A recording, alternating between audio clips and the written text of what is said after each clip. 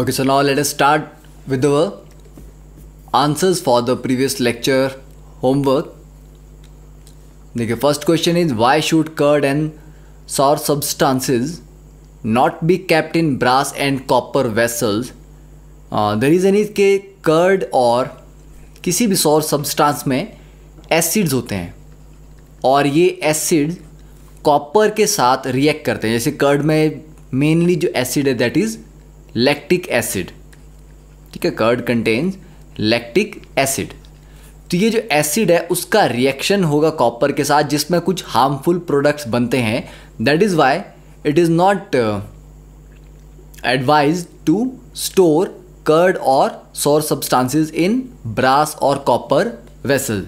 Exactly reaction क्या होता है वो अभी जानने की ज़रूरत नहीं है, बिकॉज अगर आपको काफ़ी पोर्टल्स के ऊपर ये लिखा हुआ मिलेगा कि ये मेटल के साथ कॉपर के साथ रिएक्ट करते हैं, हाइड्रोजन गैस रिलीज़ करते हैं, पर ऐसा नहीं होता. ठीक है, एसिड कॉपर के साथ रिएक्ट करके हाइड्रोजन गैस रिलीज़ नहीं कर सकता. उसका एक रीज़न है इलेक्ट्रोकेमिकल सीरीज़ के according, but still there are some reaction. कुछ रिएक्शन होते हैं जिनमें कुछ हार्मफुल सब्सटेंसेस बनते हैं. Then second question, which gas is usually liberated when an acid reacts with a metal. With a metal का मतलब क्या है? देखो, जैसे कि जिंक को 2HCl के साथ रिएक्ट किया तो क्या बना? ZnCl2 plus H2. वैसे जिंक को आप H2SO4 के साथ ट्रीट करो, ZnSO4 प्लस H2, तो हाइड्रोजन गैस लिबरेट होती है. पर ऐसा नहीं है कि आप किसी भी एसिड के साथ उसको ट्रीट कर दोगे, जिंक को या कॉपर को, तो ऐसा होगा. जिंक के केस में हो रहा है, कॉपर के केस में नहीं होता. तो सभी मेटल्स इस तरह का रिएक्शन नहीं शो करते. ठीक है, पर हमसे यहाँ पूछा जाए तो हम जनरली एग्जांपल देंगे जिंक का, क्योंकि जिंक एसिड के साथ रिएक्ट करके हाइड्रोजन गैस रिलीज करता है. And how will you test for the presence of this gas? देखो, हाइड्रोजन गैस जो बनेगी, प्रीवियस आपने जब रिएक्शन इसका देखा था एक्टिविटी में, तो वहाँ पर क्या था? हम हाइड्रोजन गैस जो रिएक्शन में प्रिपेयर हो रही थी उसको सोप बबल या सोप सॉल्यूशन में पास कर रहे थे. ठीक है, कि हमारे पास एक टेस्ट ट्यूब थी. टेस्ट ट्यूब में हमारे यहाँ पर जिंक के ग्रैन्यूल्स रखे और साथ में उसमें डाइल्यूट H2SO4 डाल दिया. अब डाइल्यूट H2SO4 डालने पे ऊपर यहाँ कॉर्क लगा के इसके बीच में से एक डिलीवरी ट्यूब लगाई, और जो डिलीवरी ट्यूब है ये फाइनली किस में पास हो रही है? सोप सॉल्यूशन में. तो यहाँ पर सोप सॉल्यूशन रखा गया, तो इसके जो बबल्स बनेंगे, बबल्स बेसिकली क्या हो गया? हाइड्रोजन गैस निकल रही है. तो हाइड्रोजन गैस जब बबल्स बन के निकलेगी सोप सॉल्यूशन से, तो बाहर सोप बबल्स बनेंगे जिनके अंदर हाइड्रोजन गैस होगी. तो इसके पास अगर आप बर्निंग कैंडल लेके आते हैं तो कैंडल से जैसे ही ये टच करेंगे पॉप साउंड के साथ बर्न करेगी हाइड्रोजन गैस. ठीक है, तो ये पॉप टेस्ट जो है, पॉप साउंड होती है, उससे कंफर्म होता है कि यस, इन बबल्स के अंदर हाइड्रोजन गैस प्रेजेंट है. फिर third question, metal compound A reacts with dilute hydrochloric acid to produce effervescence. Effervescence का मतलब है बबल्स इन वाटर. तो थर्ड क्वेश्चन में मेटल कंपाउंड ए, ठीक है, reacts with dilute HCl to produce effervescence, मतलब कोई गैस वहां पर जनरेट हुई. The gas evolve extinguishes a burning candle. अगर बर्निंग कैंडल को एक्सटिंग्विश कर रही है, it means it doesn't support combustion. और हमने कौन कौन सी गैसेज अब तक पढ़ी हैं रिएक्शंस में? एक हाइड्रोजन और एक कार्बन डाइऑक्साइड. हाइड्रोजन तो डेफिनेटली कंबशन को सपोर्ट करती है, पर CO2 कार्बन डाइऑक्साइड जो है इट एक्सटिंग्विशेज अ बर्निंग कैंडल. तो ये गैस कौन सी होनी चाहिए? Carbon dioxide. ठीक है, तो मेटल कंपाउंड, तो किसको HCl के साथ अगर हम ट्रीट करेंगे तो कार्बन डाइऑक्साइड बनती है. मेटल कंपाउंड जैसे कैल्शियम कार्बोनेट है, calcium carbonate plus 2HCl gives you CaCl2 plus CO2 plus H2O. ठीक है, तो ये जो कार्बन डाइऑक्साइड गैस बनेगी, इसके बबल्स जब बनेंगे, दैट इज कॉल्ड एफर्वेसेंस इफेक्ट। और इस CO2 को अगर आप बर्निंग कैंडल के पास लाते हो, देन द बर्निंग कैंडल एक्सटिंग्विशेज। ठीक है, तो that completes the question, the 3 questions. अब नेक्स्ट बात करते हैं, what do all acids and all basis have in common. तो एसिड और बेस को हमने किस तरह से डिफाइन किया था, क्या क्या होता है। एसिड की अगर हम बात करें, जैसे कि HCl है, H2SO4 है, then HNO3, H2CO3, H3PO4, these are all acids. HCl पानी में जाके क्या करता है, H पॉजिटिव दे रहा है और Cl नेगेटिव दे रहा है।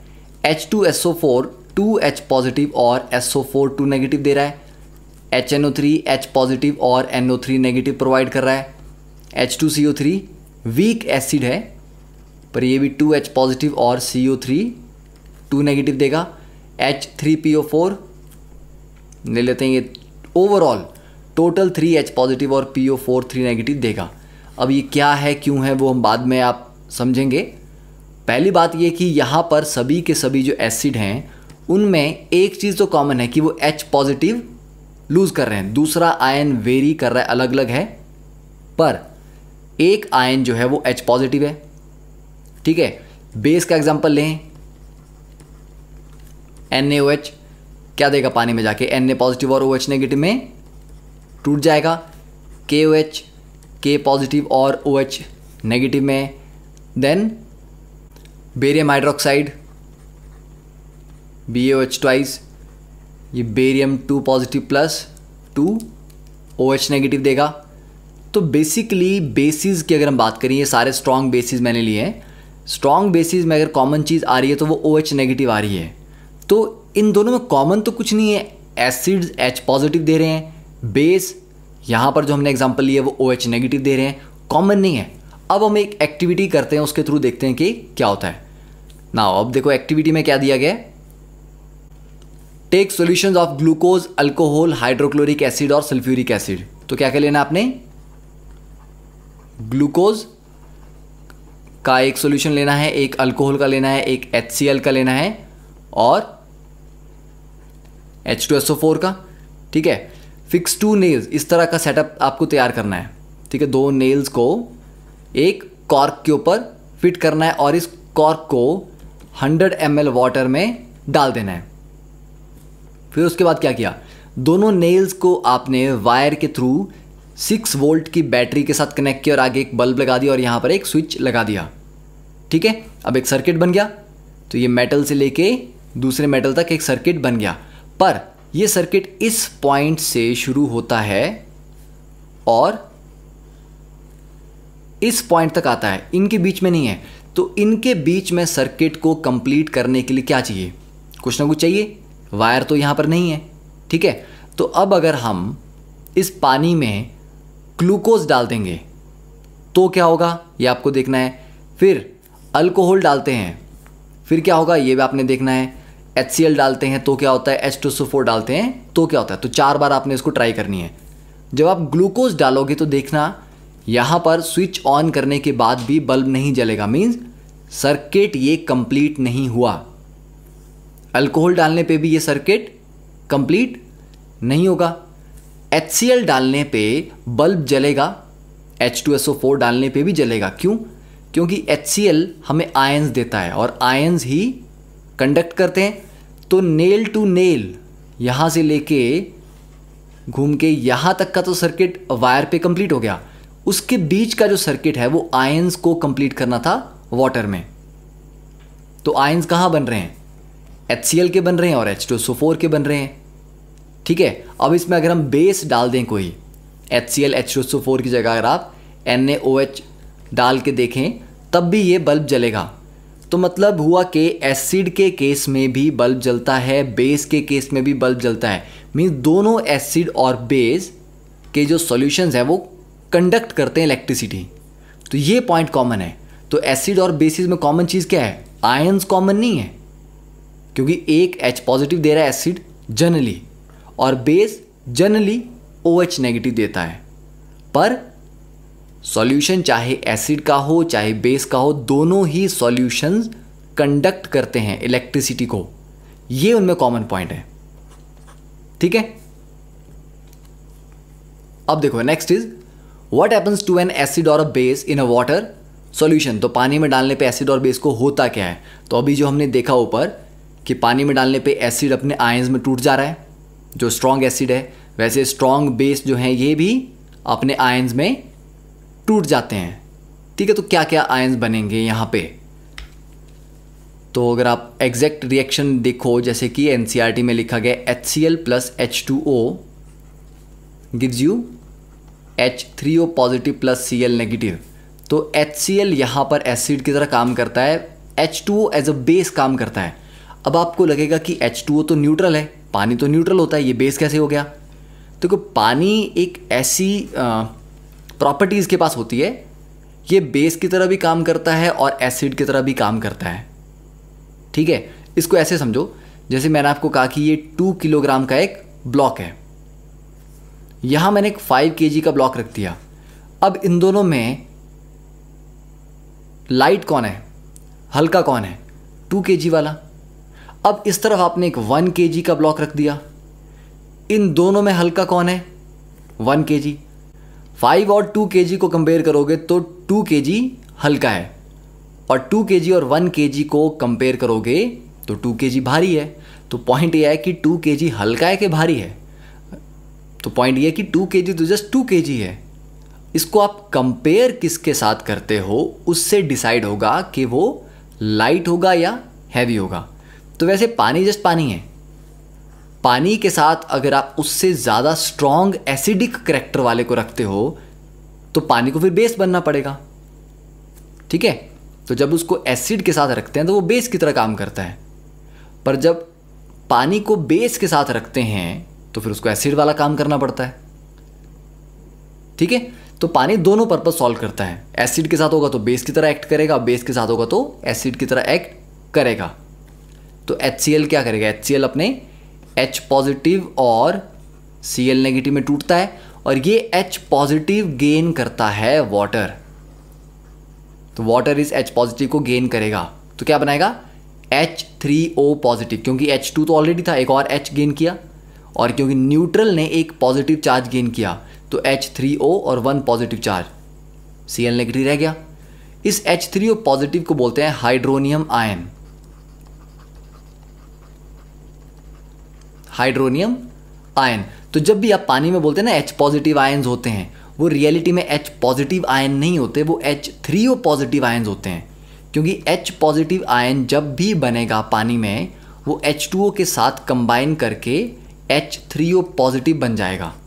तो रियलिटी में H पॉजिटिव नहीं एग्जिस्ट करता पानी में, जो एग्जिस्ट करता है वो होता है H3O पॉजिटिव, हाइड्रोनियम आयन, ठीक है, याद रहेगा। तो बर सिंप्लिसिटी के लिए हम H पॉजिटिव लिख देते हैं। तो हम जब भी H पॉजिटिव लिख रहे हैं, इंटेंशन या उसका एक्चुअल मीनिंग है कि हम H3O पॉजिटिव की ही बात कर रहे हैं, ठीक है। तो H3O पॉजिटिव लिखो या H पॉजिटिव लिखो, मतलब एक ही होता है, पर रियलिटी में जो स्पीशीज है वो H3O पॉजिटिव होती है। वैसे बेस की बात करें NaOH प्लस H2O, तो अगर ये एज अ बेस काम करेगा तो H2O को एज एसिड काम करना पड़ेगा, ठीक है। तो बेस क्या देता है, Na पॉजिटिव अलग हो जाएगा और OH नेगेटिव अलग हो जाएगा। अब इस Na पॉजिटिव को तो हम अलग से लिख देते हैं, ठीक है, प्लस अब ये H2O प्लस OH नेगेटिव कुछ नहीं बनता, ये OH नेगेटिव ही रहता है।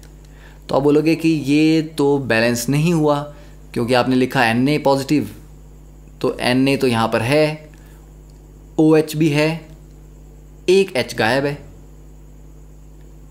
ठीक है। तो ये OH है, सॉरी एक H नहीं गायब है, पूरा का पूरा वाटर यहाँ पर गायब है। तो ये तो बैलेंस हुई नहीं बात। तो ये बैलेंस है क्यों, क्योंकि ये जस्ट NaOH नहीं है, ये है Na पॉजिटिव एक्वस। एक्वस में जो पानी में डिजॉल्व है, और ये OH नेगेटिव एक्वस है। तो OH नेगेटिव जो है वो पानी के साथ रिएक्ट करके क्या बनाएगा, ज़्यादा से ज़्यादा OH नेगेटिव प्लस H2O कर दोगे तो इसका OH नेगेटिव उससे H पॉजिटिव लेके फिर से H2O प्लस OH नेगेटिव बना देगा, एक ही बात है।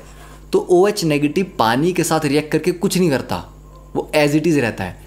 H पॉजिटिव कन्वर्ट हो जाता है H3O पॉजिटिव में, ठीक है। तो याद रहेगा NaOH plus water, base plus water, सिर्फ बेस अपने आयंस में आ जाएगा। Na पॉजिटिव एक्वस होगा, OH नेगेटिव एक्वस होगा। वैसे ही KOH को पानी में डालोगे, ठीक है, वाटर में डाल दिया इसको, तो ये K positive aqueous plus OH negative aqueous बनेंगे, ठीक है। इतना बात क्लियर है। बाकी जो क्लैरिटी है वो आपको हायर क्लासेस में धीरे धीरे आएगी। अभी बहुत कुछ चीज़ों को समझने के चक्कर में हो सकता है आप ज़्यादा कंफ्यूज हो जाओ, तो जितना समझ आ रहा है अभी उतना ही करना है। अब बहुत अच्छी बात एनसीईआरटी ने यहाँ एक मेंशन किया कि all basis do not dissolve in water. ऐसा नहीं है कि सारे के सारे बेस पानी में डिजॉल्व होते हैं। अल्कली हम उन बेसिस को बोलते हैं जो पानी में डिजॉल्व होते हैं, जैसे NaOH, KOH, मैग्नीशियम हाइड्रोक्साइड, ठीक है, रुबिडियम हाइड्रोक्साइड, बेरियम हाइड्रोक्साइड। तो अल्कली वो हैं जो पानी में अच्छे से डिजॉल्व होते हैं। इवन मैग्नीशियम हाइड्रोक्साइड भी बहुत अच्छे से डिजॉल्व नहीं होगा, NaOH, KOH ज़्यादा अच्छे से डिजॉल्व होते हैं, ठीक है। तो they are soapy to touch, bitter and corrosive, never taste और touch them as they may be harmful. Clear. तो सारे के सारे बेस पानी में डिजॉल्व नहीं होते, पर जो होते हैं उनको अल्कली बोलते हैं। जो नहीं होते उनका एक एग्जांपल देख लो, copper hydroxide CuOH twice, base है पर पानी में OH नेगेटिव नहीं देता, ठीक है, पानी में डिजॉल्व नहीं होता। ओके, तो आई थिंक इतना पार्ट क्लियर है, ठीक है, कि बेस पानी में क्या करते हैं, एसिड पानी में क्या देते हैं, और एसिड प्लस बेस क्या बनता है वो तो हम ऑलरेडी पहले कर ही चुके हैं। अब नेक्स्ट इसमें देखते हैं कि एसिड और बेस का जब भी आप रिएक्शन करेंगे, ठीक है, whenever acid and base react, ये हाईली एक्सोथर्मिक रिएक्शन होता है, मतलब इसमें हीट रिलीज होती है। तो सॉल्ट प्लस वाटर तो यहाँ पे बन रहा है, पर और क्या बनता है साथ में, हीट रिलीज होती है। तो दीज रिएक्शंस आर कॉल्ड, जब एसिड और बेस एक दूसरे के साथ रिएक्ट करते हैं, इसको बोलते हैं न्यूट्रलाइजेशन रिएक्शन, क्योंकि एसिड और बेस एक दूसरे को न्यूट्रलाइज करते हैं। और these reactions are always exothermic in nature, means they release lot of heat. Generally ये जो हीट की वैल्यू है, एक्सोथर्मिक जो हीट आती है वो आती है 13.7 किलो कैलोरी पर मोल, ठीक है। इस पर मैं ज़्यादा डिटेल डिस्कशन नहीं करूँगा कि ये पर मोल क्या है, और पर ये हीट की वैल्यू मोस्ट ऑफ केसेस जब स्ट्रॉन्ग एसिड और स्ट्रॉन्ग बेस आपस में रिएक्ट करते हैं तो ये हीट 13.7 किलो कैलोरी ही आती है, और कभी कभी इससे कम आती है, इससे ज़्यादा नहीं आती। तो सारे के सारे एसिड बेस रिएक्शन कैसे हैं, एक्सोथर्मिक, उनमें हीट रिलीज होती है। इसीलिए कभी भी जब आपने एसिड और वाटर को मिक्स करना है तो पानी में हमेशा पहले हम क्या लेंगे, पानी लेंगे। पानी में एसिड को धीरे धीरे ऐड करते हैं, acid added slowly in water.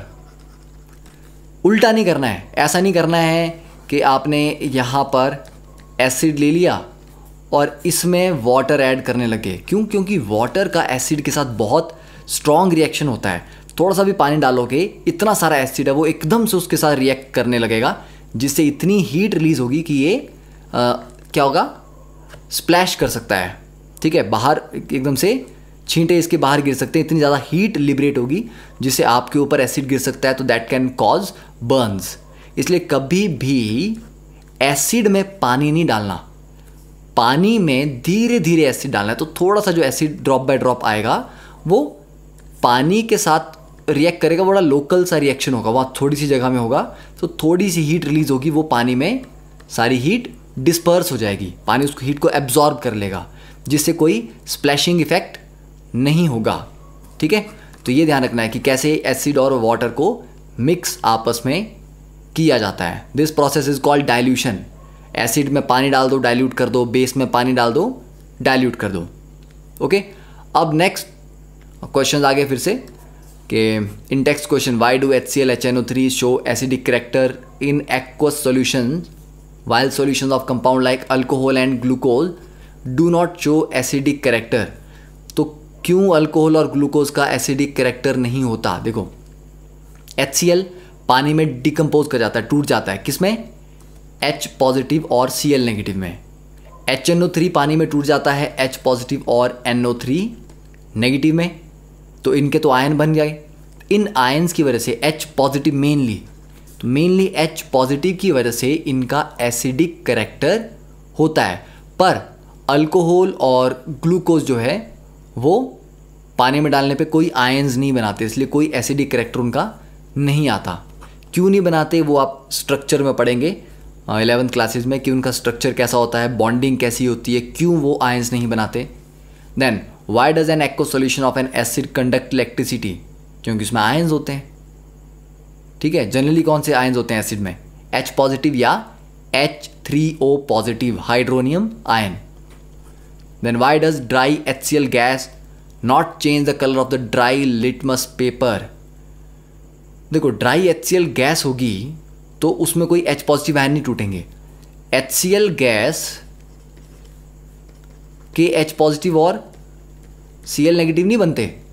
HCl के आयन तभी बनते हैं जब HCl को पानी में डालते हैं। ठीक है, गैसियस फॉर्म में ये अपने आयन में नहीं टूटेगा, सिर्फ पानी में डालने पे ही टूटेगा। ओके, और वो जो H पॉजिटिव आयन्स हैं उनकी वजह से लिटमस पेपर का कलर चेंज होगा।